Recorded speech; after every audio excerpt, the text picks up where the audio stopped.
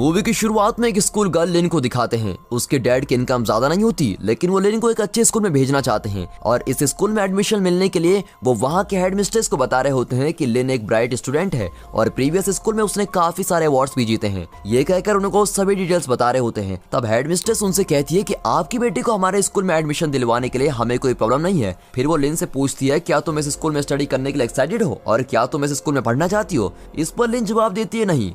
तब head mistress पूछती है, क्यों नहीं पढ़ना है? क्या ये स्कूल तुमको खराब लगता है? अब लिन जवाब देती है, नहीं, वो बात नहीं है। मेरे डैड की इनकम बहुत कम है और वो बहुत मेहनत करके कमाते हैं। अगर मैं इस स्कूल में पढ़ूंगी तो लगभग साल में 1.5 लाख रुपए खर्च हो जाएंगे। तब हेड मिस्ट्रेस कहती है, नहीं, 1.5 लाख नहीं, स्कूल की फीस करीबन 1,20,000 है। तब लिन उसके सामने लंच एक्सपेंस, पेट्रोल एक्सपेंस जैसे साल में होने वाले एक्सपेंसेस की एक लंबी कैलकुलेशन बता देती है और वो भी कोई बिना पेपर पेन यूज किए हुए। अब ये सुनकर हेड मिस्ट्रेस सरप्राइज होकर उसे कहती है, तुम सच में एक ब्राइट स्टूडेंट हो और हम तुमको स्कॉलरशिप देना चाहते हैं और तुमसे कोई फीस भी नहीं लेंगे, इसीलिए अब तुम बिना कोई टेंशन के यहाँ पढ़ सकती हो। और ऐसे करके उस स्कूल में लिन को एडमिशन मिल जाता है। उसे स्कूल में एक फ्रेंड मिलती है जिसका नाम ग्रेस है, लेकिन ग्रेस पढ़ाई में कमजोर होती है और एक दिन उसे एग्जाम के क्वेश्चन भी मिल जाते हैं। फिर लिन उसे उन क्वेश्चंस के आंसर को एक्सप्लेन करके समझाती है। फिर एग्जाम के दिन पता चलता है कि असल में एक टीचर ने अपने प्राइवेट ट्यूशन में उन क्वेश्चन को लीक किया होता है और ग्रेस भी उसी ट्यूशन में जाया करती थी। लेकिन लिन के उन क्वेश्चंस को कई बार एक्सप्लेन करने के बावजूद भी ग्रेस के दिमाग में कुछ नहीं जाता और उसे कुछ समझ ही नहीं आता। अब एग्जाम के चलते समय वो कुछ नहीं लिख पाती। उसे देखकर लिन उसे हेल्प करना चाहती है। अब एग्जाम में ABCD ऑप्शन आते हैं और सिर्फ एक ऑप्शन मार्क करना होता है, इसीलिए लिन तुरंत सभी आंसर्स को मार्क कर देती है और उन आंसर्स को एक रेजर पर लिख देती है। फिर उस रेजर को अपने शू में डालकर उसे ग्रेस के पैर की तरफ फेंक देती है। अब ग्रेस भी उस रेजर में देखकर आंसर को मार्क कर लेती है, लेकिन अब क्योंकि लिन के पास उसका शू नहीं है, इसलिए ग्रेस अपने एक शू को उसकी तरफ पास करती है, लेकिन वो शू वॉकिंग स्पेस में जाकर रुकता है और फिर टीचर के देखने से पहले लिन उठकर उस शू को पहनकर आंसर शीट को सबमिट करती है और बाहर आ जाती। फिर क्लास के बाहर आकर ग्रेस उसको थैंक कहती है और ग्रेस का लवर पैट भी आकर उसको थैंक कहता है और पैट उसे एक पेमेंट भी देता है। इनिशियली वो पेमेंट लेने से इनकार करती है, लेकिन फिर उसे एक सच पता चलता है, इस स्कूल में उसको स्कॉलरशिप तो मिली है, लेकिन उसके डैड फीस दे रहे होते हैं और इस बात की खबर लिन को नहीं होती है। ये बात पता चलते ही लिन को बहुत ही बुरा लगता है, क्योंकि उसके डैड की इनकम बहुत ही लो है और वो सब कुछ कैसे हैंडल कर पाएंगे। इस तरह सोचकर वो पैट के ऑफर को एक्सेप्ट कर लेती है और पेमेंट ले लेती है। फिर एक दिन पैट उसे कहता है कि मेरे 5 फ्रेंड्स हैं और एग्जाम में उन्हें तुम्हारी मदद चाहिए और वे सब एक सब्जेक्ट के लिए 3,000 रुपए देने के लिए तैयार हैं और उस साल में 12 सब्जेक्ट होते हैं और सोचिए अगर एक सब्जेक्ट के लिए उसे 3,000 रुपए मिलते हैं तो 7 स्टूडेंट को हेल्प करने से उसे कुल मिलाकर लाख रुपए मिलेंगे और इस तरह उसके बैंक अकाउंट में पैसे बढ़ते ही जाते हैं। अब इन 7 स्टूडेंट को हेल्प करने के लिए वो एक नई टेक्निक का यूज करती है और उसका नाम है पियानो टेक्निक। अब पियानो क्लास के नाम पर वो उन स्टूडेंट्स को उनके घर में बुलाती है और उन्हें अपनी उंगलियों के मूवमेंट से ABCD से कौन सा सही ऑप्शन है ये समझाने के लिए पियानो यूज करती है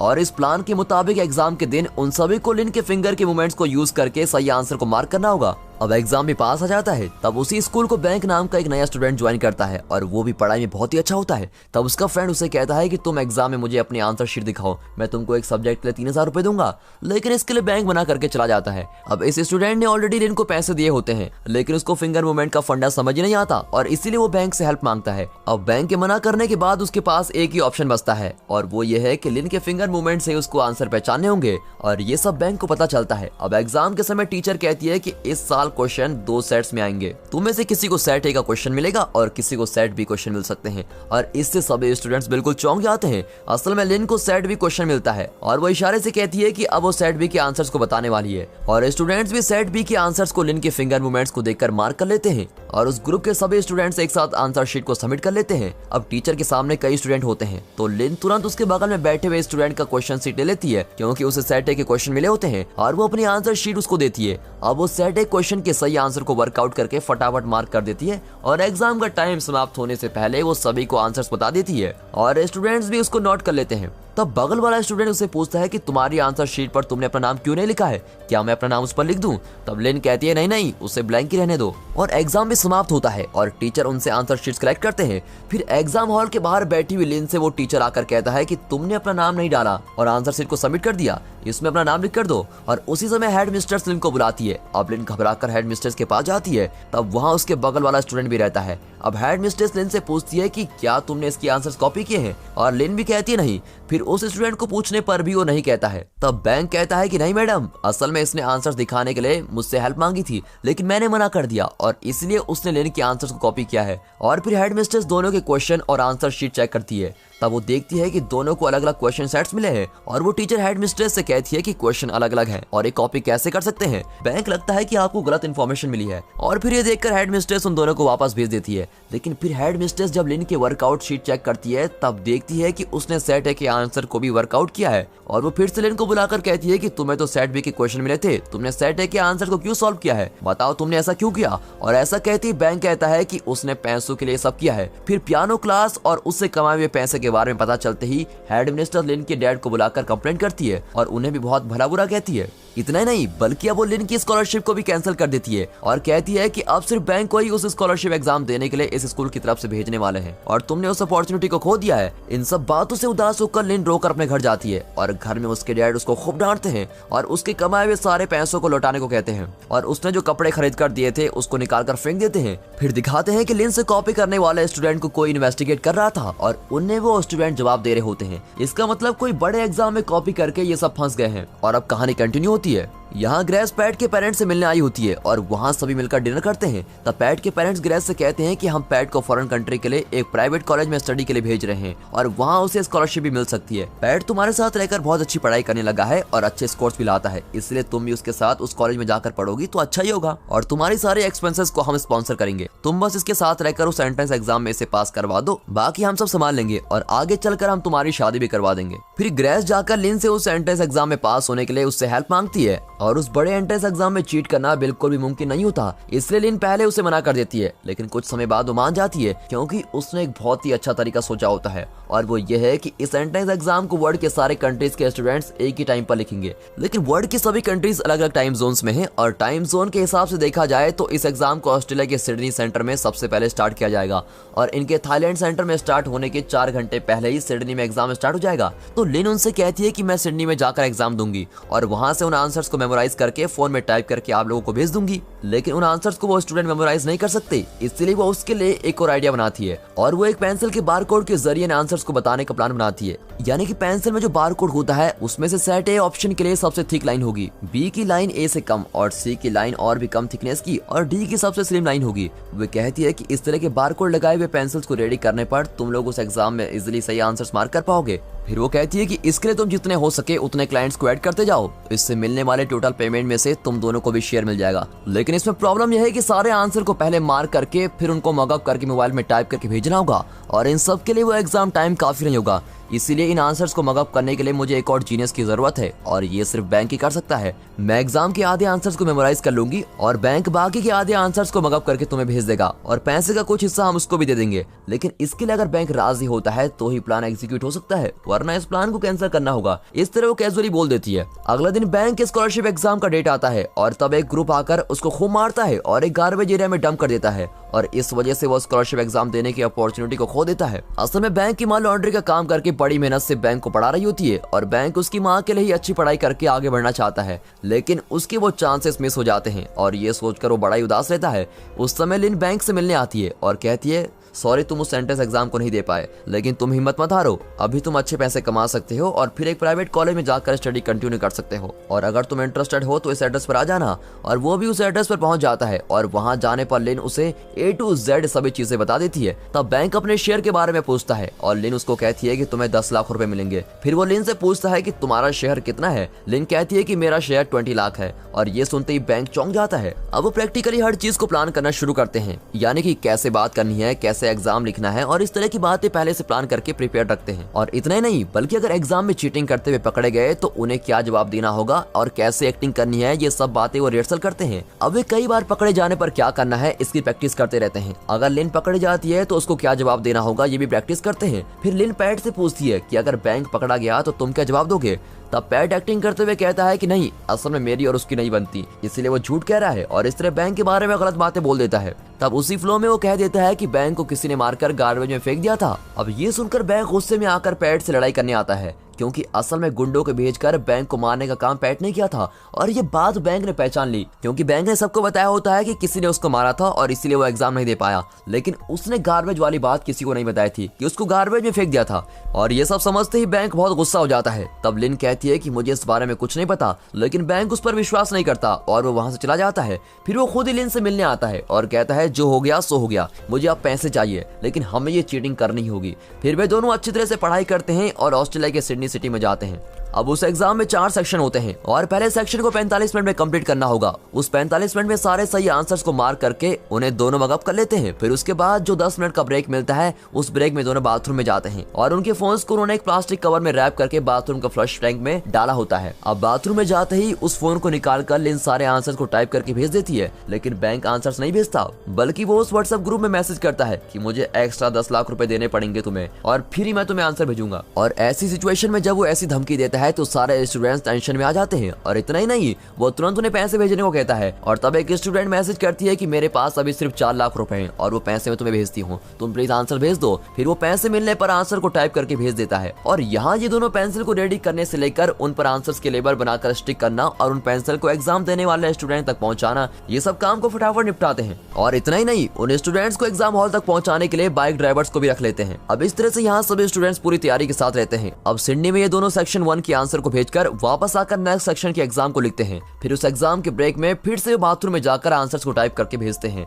लेकिन इस समय बैंक फंस जाता है। वो बहुत देर तक बाथरूम में होता है, जिसे सुपरवाइजर हायर स्टाफ को कंप्लेंट कर देता है और उस एग्जाम का काउंसलर वहां आता है। फिर वो डोर नॉक करते हुए उसे कहता है कि तुम अब डोर ओपन नहीं करोगे तो मैं डोर तोड़ दूंगा और अंदर आ जाऊंगा। और ऐसे घबरा देने वाले सिचुएशन पर भी वो सारे आंसर्स को भेज देता है और फटाफट सारे मोबाइल की हिस्ट्री को डिलीट कर देता है। फिर फ्लश टैंक के लिड को ओपन करते ही वो नीचे गिरकर टूट जाता है और इसका एक पीस बाहर जाकर उस काउंसलर के पास गिरता है और इससे उन्हें शक होने लगता है। अब वो फोन को टॉयलेट में डालकर फ्लश करने की कोशिश करता है, लेकिन वो ठीक तरह से फ्लश नहीं होता। अब तक काउंसलर दरवाजे को तोड़कर अंदर आ जाता है और बैंक को चीटिंग करते हुए पकड़ लेता है। यहाँ लिन भी सभी आंसर को भेज देती है, लेकिन उस फोन को वापस रखने का समय नहीं होता, क्योंकि इसके बाथरूम के बाहर भी एक सुपरवाइजर उसको बाहर आने के लिए कह रही होती है। इसलिए वो झट से फोन को अपने शू के अंदर रखकर बाहर आ जाती है। अब वो सोचती है कि एग्जाम हॉल के अंदर जाने से पहले चेकिंग होगी, तो अगर चेकिंग हो गई तो वो पकड़ी जाएगी। इसलिए वो ड्रिंकिंग वाटर के मशीन के एक गैप में उस फोन को छिपा देती है और पानी पीकर वहाँ एग्जाम हॉल में जाकर बैठ जाती है। वाह क्या दिमाग है। अब इस एग्जाम के आखिरी सेक्शन यानी सेक्शन 4 के आंसर्स लिखने होते हैं।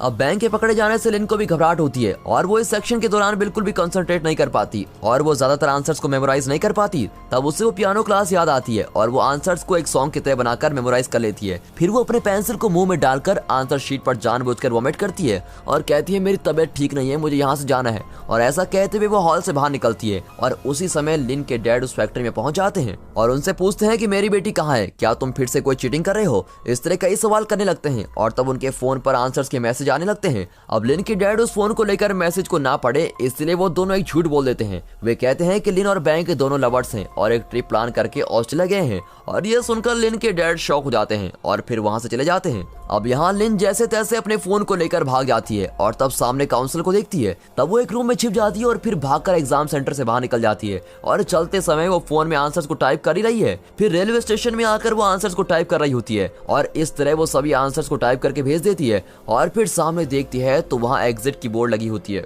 अब पीछे से उसे काउंसलर भी फॉलो करते हुए आ रहा होता है। तब फिर से वो एक कमाल का प्लान बनाती है। वो पास में होने वाले एक फूड मशीन में से कुछ कॉइंस डालकर खाने का आइटम निकालती है और एक साथ मुंह में ठूस लेती है और मोबाइल को उसके बगल में बैठी एक लेडी के बैग में डाल देती है। फिर काउंसलर उसके पास आता है तो वो सामने वॉमिट कर देती है और वो उसको कहती है कि मेरी तबीयत खराब है, इसलिए मैं वहां से तेजी से भाग गई थी क्योंकि मुझे फटाफट घर जाना है। तो अब उसके भागने का रीजन भी वैलिड है और उसके पास मोबाइल भी नहीं है। इसका मतलब अब उस पर कोई भी शक नहीं कर सकता। लेकिन अपने आंसर शीट में वॉमिट करने से वो उस एग्जाम में पास नहीं हो सकती क्योंकि उसकी आंसर शीट खराब हो गई है। फिर यहाँ ये दोनों उन पेंसिल्स को रेडी करते हैं और आंसर्स के लेवल को बनाकर उसमें फटाफट स्टिक कर देते हैं। फिर वे स्टूडेंट्स अपने अपने ड्राइवर्स के साथ उस एग्जाम हॉल में पहुंच जाते हैं और सभी स्टूडेंट्स उस एग्जाम को कंप्लीट कर देते हैं। फिर लिन अकेली एयरपोर्ट में आकर उतरती है और वो उनसे अपने आंसर शीट के खराब खराब होने के बारे में बताती है और बैंक के फंस जाने के बारे में बताती है। और वो कहती है कि बैंक ने पूरा ब्लेम खुद पर ही लिया है और उसने हम में से किसी का भी नाम नहीं लिया है, इसलिए तुम सेफ हो। लेकिन बैंक को अब ब्लैकलिस्ट कर दिया गया है और वो इस एंट्रेंस एग्जाम को फ्यूचर में कभी भी नहीं दे पाएगा। और ये कहकर वो बड़ी सैड हो जाती है। तब उसके सामने उसके डैड आकर खड़े हो जाते हैं और उसको घूरते हुए पूछते हैं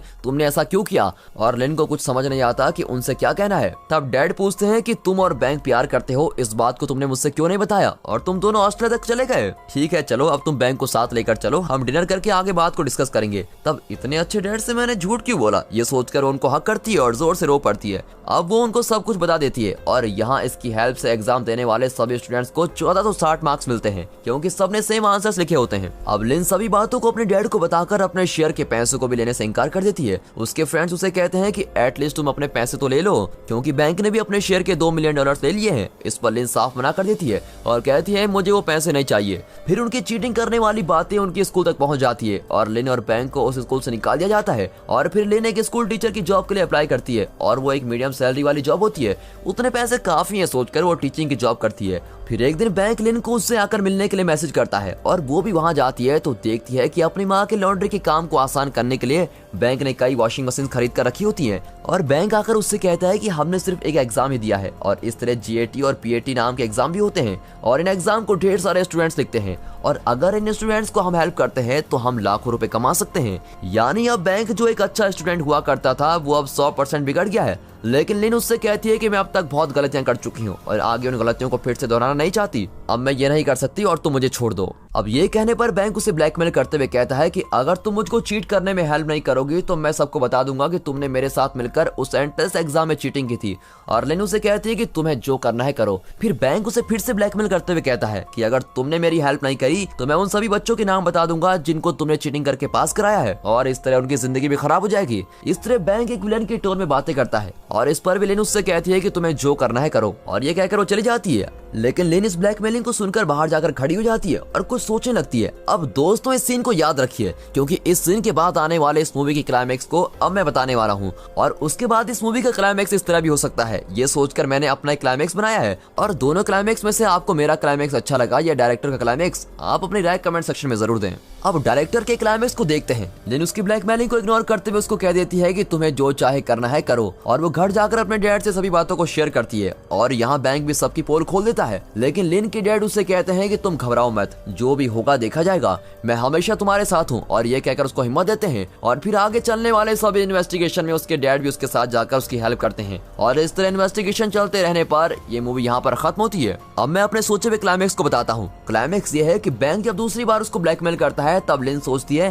कि अब तक तो काफी गलतियां कर चुकी हूँ तो आखिरी बार एक और गलती कर देती हूँ। फिर वो बैंक के ब्लैकमेल से डरकर उसको हाँ कर देती है और ये सभी बातें जाकर वो अपने डैड को बता देती है और कहती है कि बैंक मुझे ऐसे ब्लैकमेल कर रहा है, इसलिए मेरे पास कोई और ऑप्शन नहीं है डैड, मुझे मेरे फ्रेंड्स को बचाना ही होगा और मेरी लाइफ ऑलरेडी स्पॉइल हो चुकी है लेकिन मेरे फ्रेंड्स के साथ ऐसा नहीं होना चाहिए और इस बार मैं आपसे झूठ कहकर कुछ नहीं करना चाहती हूँ, इसलिए मैं आपको सब कुछ सच बता रही हूँ। अब ये सुनकर उसके डैड कहते हैं ठीक है बेटा, इस बार हम तुम्हारे फ्रेंड्स को बचाने के लिए आखिरी बार इस गलती को करेंगे। अब ये कहकर उसके डैड भी उसके प्लान में इन्वॉल्व हो जाते हैं और उसके डैड कई सालों से टीचिंग कर रहे थे और इसलिए उन्हें काफी एक्सपीरियंस भी है और डैड भी उसके साथ मिलकर टीचिंग का प्लान बनाते हैं। और इसी के साथ दोस्तों ये मूवी यहाँ पर खत्म होती है। तो दोस्तों कैसा लगा आपको मेरा क्लाइमेक्स? इनफैक्ट इस क्लाइमेक्स को यूज करके इस फिल्म का अगला पार्ट भी बनाया जा सकता है। आप लोग जरूर कमेंट करके बताइए कि आप लोगों को दोनों में से कौन सा क्लाइमेक्स ज्यादा पसंद आया। बाकी मिलते हैं अगले दिन दूसरी वीडियो के साथ, तब तक goodbye and finally thanks for watching.